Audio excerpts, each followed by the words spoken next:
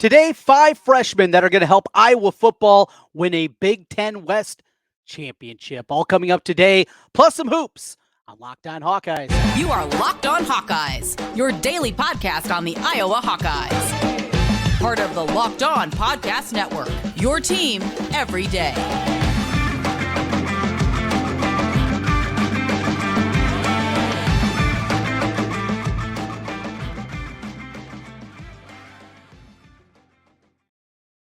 Welcome in. I'm Trent Condon, and this is the Locked On Hawkeyes podcast. Thanks for making Locked On Hawkeyes your first listen every day. We're available wherever you get podcasts. You can also find us on YouTube. Make sure you hit that subscribe button while you're there. It helps us get in front of more Hawkeye fans. Your team every day. That's what we do here on the Locked On Network, and glad to have you aboard with us here today. We got 5 freshmen that are going to help Iowa football this year win a Big Ten West title. We will get into that.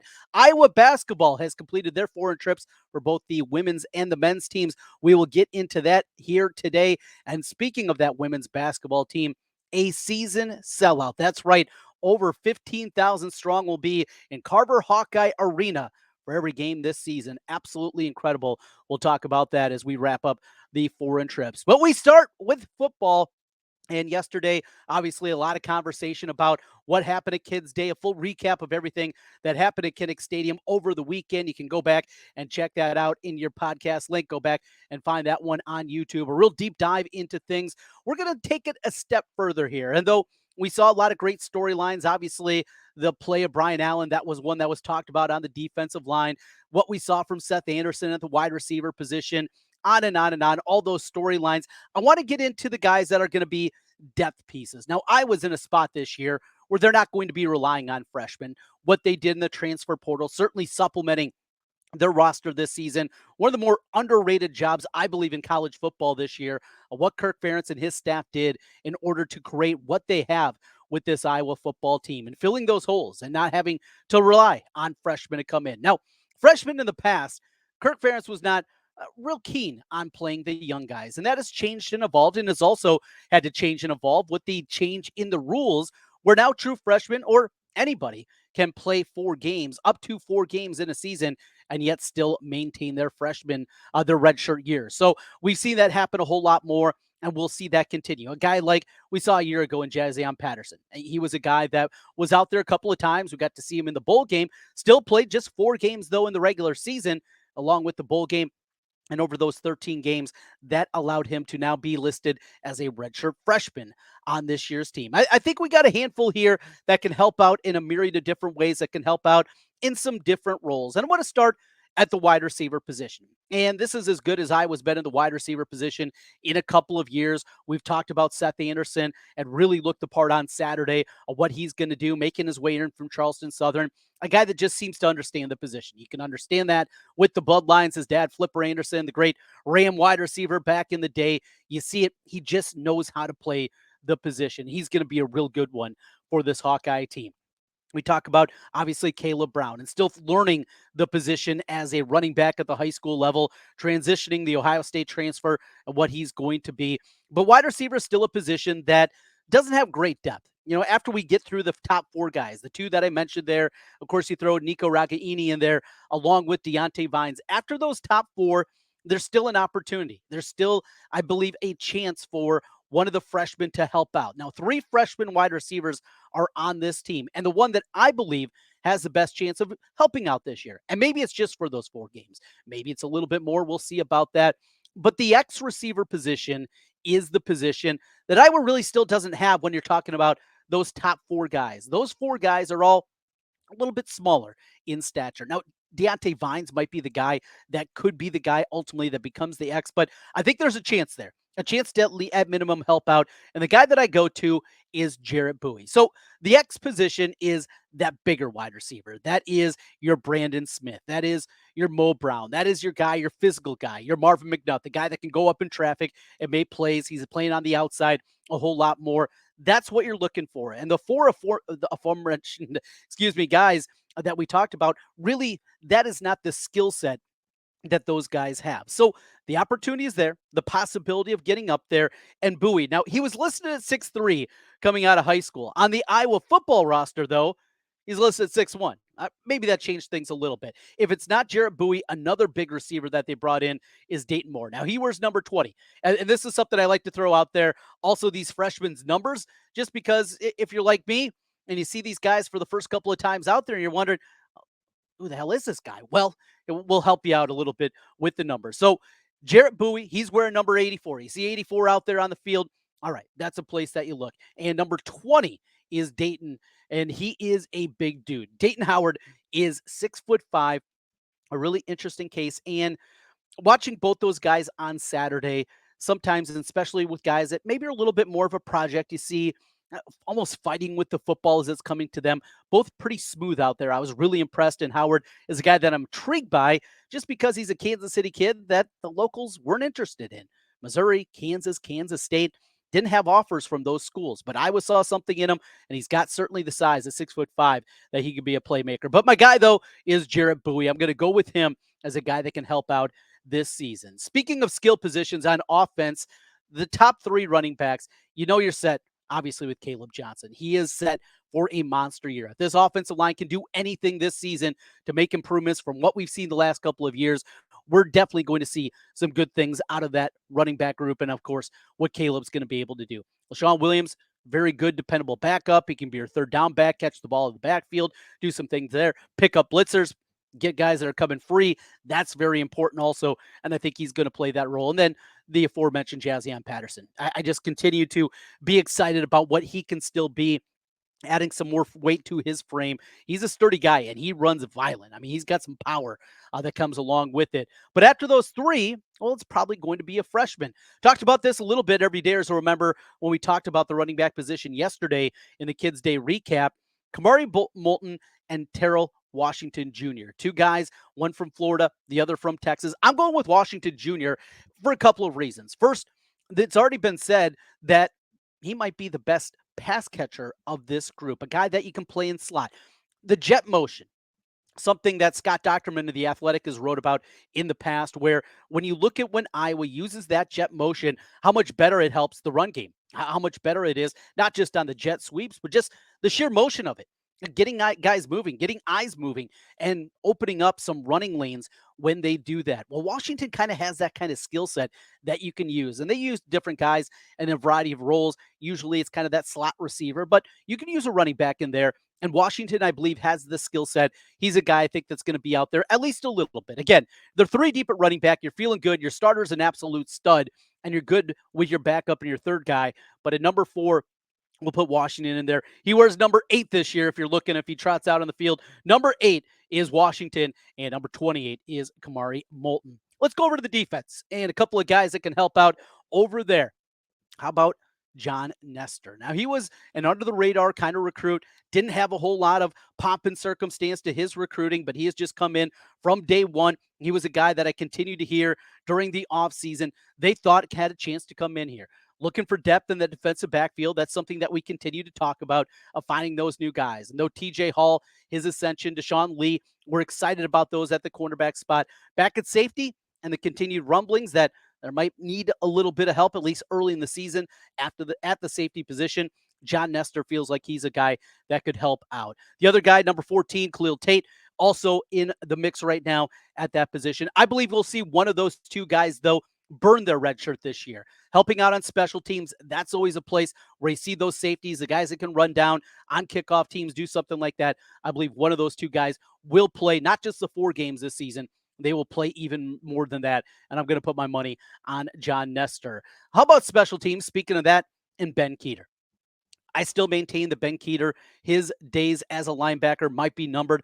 I wonder how big he's going to get playing both football and wrestling, if he's going to get up in that 260, 270-pound range as a heavyweight at the collegiate level, if he's ultimately going to become somebody with his hand on his ground. I've been saying that for almost a year now. I think that ultimately is the end game for him. But in the here and now, running down that guy, yeah, I think you'd take that in special teams. And I think Ben Keeter is going to be a guy that's going to be out there. I thought we saw a little bit more depth, though, also at the linebacker spot, something that is good. We know about of course, 2 starters that are going to be there with Nick Jackson and Jay Higgins. But who else is going to help out? Who's going to be playing the Leo? The Carson Shire injury, a little bit concerning there, but there's some other depth there. And I thought the depth looked a little bit better than I was anticipating at linebacker. Not sure how many snaps we're going to see from Keeter defensively, but a special teams guy at the very least. And then number 5 on my list, it's a walk-on, Rusty Van Witziga. He's going to go out there and he's going to play some fullback. So the starting fullback right now is Hayden Large. And it looks weird because, well, he has a number in the 80s. Michael Berger, I think, was the last fullback, right, that we had wearing a number in the 80s. So that looks a little bit odd. He's just a monster. He's 6'5".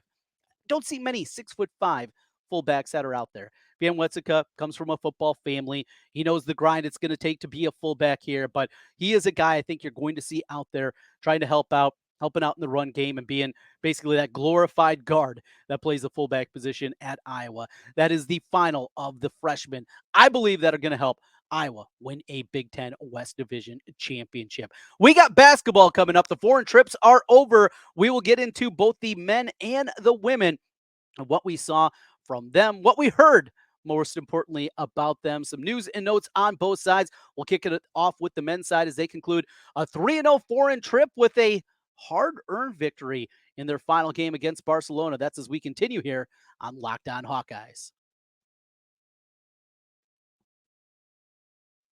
Men think losing their hair is inevitable. Take control of your hair's future with Nutrafol's science-backed hair growth supplement for men. Did you know that 80% of men will experience hair thinning in their lifetime? It's normal, but it doesn't have to be your fate. You can get ahead of thinning with Nutrafol. Nutrafol is the #1 dermatologist recommended hair growth supplement, clinically shown to improve your hair growth, visible thickness, and visible scalp coverage. Go to Nutrafol.com/men to take their hair health wellness quiz. It identifies causes of your thinning hair, and Nutrafol will give you a personalized plan for better hair health throughout the whole body wellness. Take the first step for visibly thicker, healthier hair. For a limited time, Nutrafol is offering our listeners $10 off your first month subscription and free shipping when you go to Nutrafol.com/men and enter the promo code Locked On College. Find out why over 4,000 healthcare professionals recommend Nutrafol for healthier hair. Nutrafol.com/men, spelled Nutrafol.com/men, and enter that promo code Locked On College. That's Nutrafol.com/men, promo code Locked On College. Trent Condon back with you once again here on the Locked On Hawkeyes podcast. As always, thanks for making Locked On Hawkeyes your first listen every day. Let's get into a little hoops here and talk about what we saw on the foreign trips as Iowa basketball goes 3-0 on both the men's and the women's side. We're going to start here on the men's side of things after they wrap up their foreign trip. They were down at the half, down in the first quarter, down at halftime in their final game. They come back, though, and cruise to the victory. Now, what we saw out of this, not knowing exactly what the competition is like. Last time they were on a foreign trip, we got some videos of this. Unfortunately, that was not the case, but got to hear from Fran McCaffrey after each of the games. That was certainly good to hear from him and some of his thoughts on the game. Fran, I love listening to him. I really do. And at times, yeah, he's a little bit hyperbolic and goes a little bit too far with his appraisal of his team. You definitely see that, but he knows the game so well. He can explain it so well. And that's why I love listening to Fran McCaffrey when he's talking about hoops. And early on, it was about the turnovers. Well, they figured that out. Over the final 2 games, just a combined 21 turnovers after having that many in the first game of their foreign trip. 72 assists against 42 turnovers overall after those 21 turnovers in the first game. So the assist to turnover ratio in really good shape. No surprise this team could score 116 points per game. Again, without knowing exactly the competition, this team can score. It's a Fran McCaffrey team. He can score. I mean, he can go down the field house right now, find dudes playing pickup, and he's going to teach them how to play and score the basketball. That's just who he is as a coach. He puts guys in great position. He runs great sets. He does it all. He really is an incredible offensive coach. And you look at the talent that has come through this program and what he's been able to do. These are not guys that are ready-made players, yet year after year, they're consistently one of the best teams offensively in all of college basketball. Now, they also gave up 79, and that's the other thing you get with Fran's teams.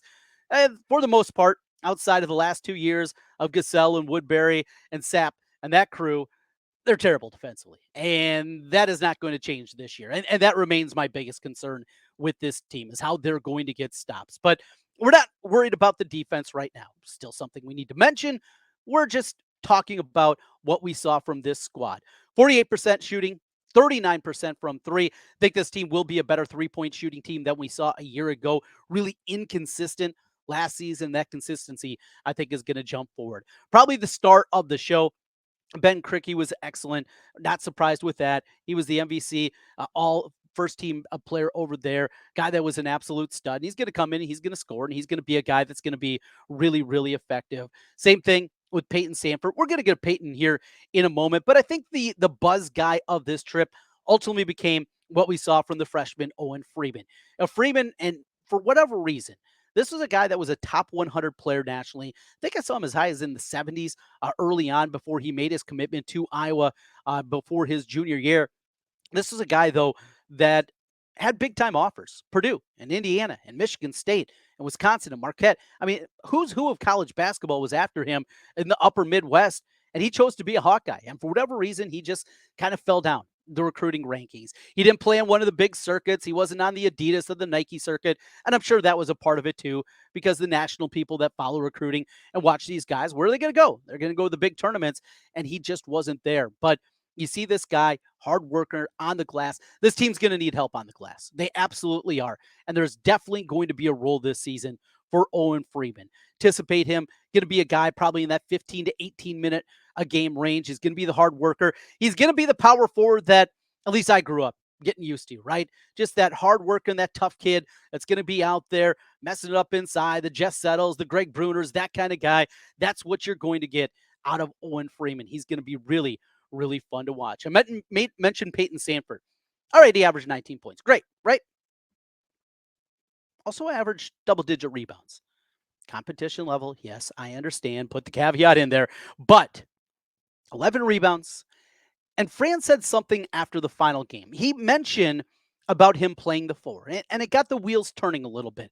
What would the structure of this team look like with Peyton Sandfort at the four? He's got to rebound if he's going to play that position. He's going to have to guard some posts. He's going to be, having to help out inside a whole lot more than what you think about. The dude's 6'9", though, and getting stronger. Can he play that for, I don't know, half of his minutes that he ends up being the four and is the starter at the four? Means you'd have Krikke at the center, Sandfort at the four, likely Patrick McCaffrey at the three, and then your backcourt would be Tony Perkins, and then a decision needs to be made. Is it Josh Dix? Josh Dix played really well, averaged 10 points, 5.5 assists, though. Also, I think that was an eye-opener out of Dix after having a 5-turnover game. He didn't have a turnover in the next two. Obviously, he's got to control the ball. I'm also intrigued with the backcourt of Dix and Perkins together. I brought this up before, and when Iowa was playing their best basketball over the last couple of seasons during the Big Ten tournament 2 years ago when they won the Big Ten title, that was when Tony Perkins was playing with Jordan Bohannon. And a lot of that time when those two were on the floor together, it was not always Bohannon. That was the point. Perkins ran a lot of point. I don't think he's a full-time point guard. I don't think you hand the keys to him for 33 minutes a game and say, take over and you're going to be the point guard. I don't think that is his game, but I think he can help out. And he put that together. Dix can play the point. It's basically two combo guards playing together. That's intriguing, at least to me. We know his ability, obviously, in Perkins to get to the rim, and Josh Dix helping out in that way. Also a good defender. And if Dix continues to make his way back from that leg injury, I think we saw him still limited a season ago going off after that devastating broken leg that he had. I think that's something that is a little bit exciting about this team of what they were able to do and what we saw from them. Good stuff out of this Iowa basketball team. In fact, the team that they beat had just beat Oklahoma State. Oklahoma State, they were an NCAA tournament team. It looked like for a while last year before the wheels fell off late in the season. Still, at least they played somebody with the pulse. And though they were down at the half, they came roaring back, dominated the third quarter, and cruised to the victory in this one. Always good to talk Iowa basketball. Next, we're going to talk Iowa women's basketball. A sellout of the season. Absolutely amazing what the fan base has done getting behind this basketball team. We'll talk about that. Plus, how their foreign trip did. That's as we roll through on Locked On Hawkeyes. Trent Condon back with you one final time on the Locked On Hawkeyes podcast. Thanks for making Locked On Hawkeyes your first listen every day. Well, women's basketball also completed their foreign tour. It was dominating efforts all over the place. Just some incredible box scores coming out. As we mentioned with the men's side, you don't know about the competition level, but certainly happy to see that. Great to see Caitlin Clark out there and some new players getting it. And that's really the conversation here today. We know what I was going to be. We know the backcourt is set, right? It's going to be Caitlin Clark, it's going to be Kate Martin, and it's going to be Gabby Marshall. I mean, that's your 1 through 3, and that is what they're going to be. But where it gets intriguing is what they do in the other two positions and who they decide to start in this one. So there's a couple of directions that you could go. And my belief is because of the 3 starters that are going to be back, and you anticipate those other 2 starters that are going to be coming in this year, is you can go 2 different directions. You can either go more traditional and you can play Hannah Stuelke at the 4, and then you go with Addison O'Grady at the 5. I think that is the one that's on the surface makes the whole probably the most sense, right? That's the one that you can understand.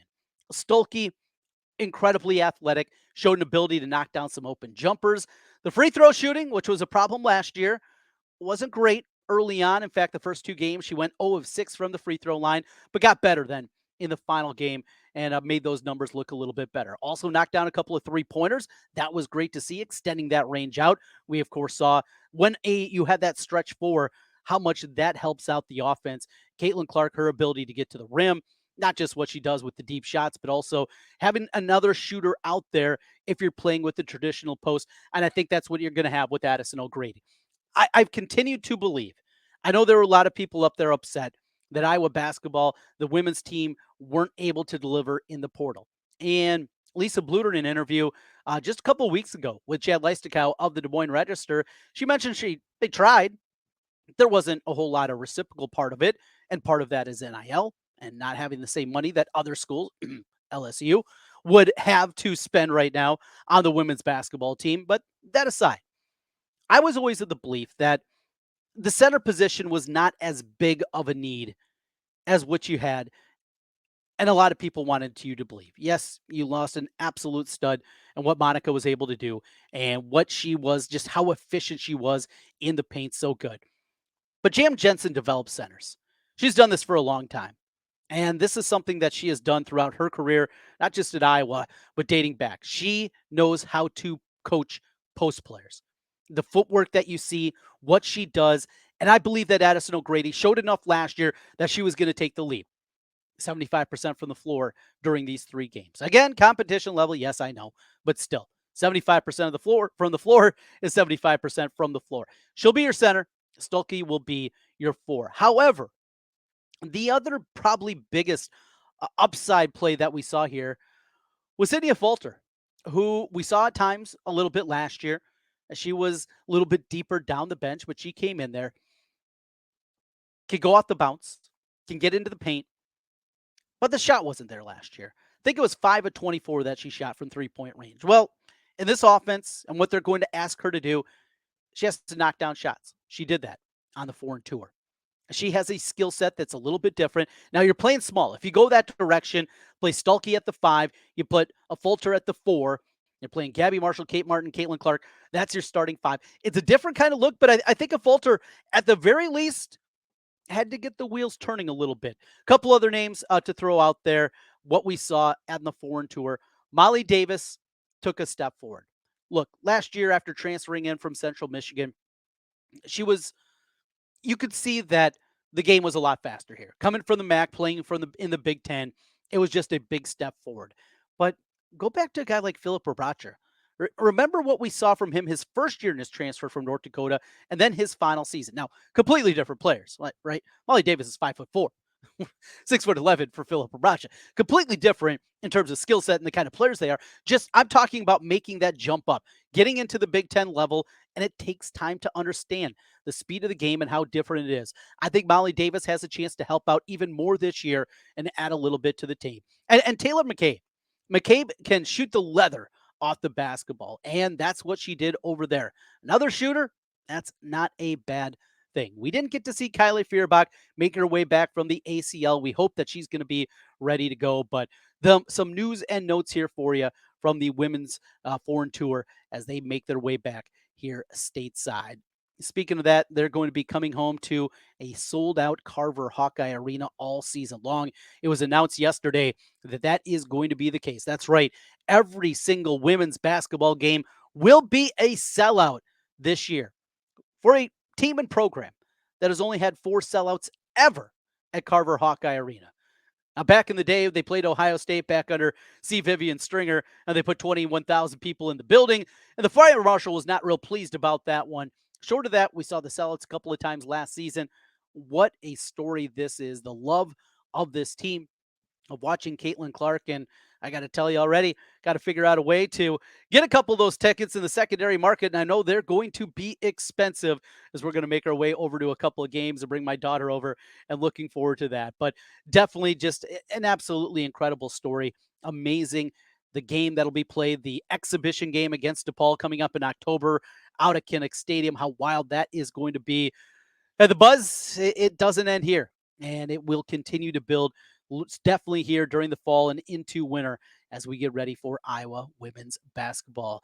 Thanks as always for making Locked On Hawkeyes your first listen every day. Make sure you hit that subscribe button, 5-star reviews. That's what we're looking for on the podcast side, and greatly appreciate each and every one of you for making Locked On Hawkeyes your first listen every day. We got a lot more football, a lot more intel. We will continue to break things down here on the Locked On Hawkeyes podcast. We'll talk to you again tomorrow.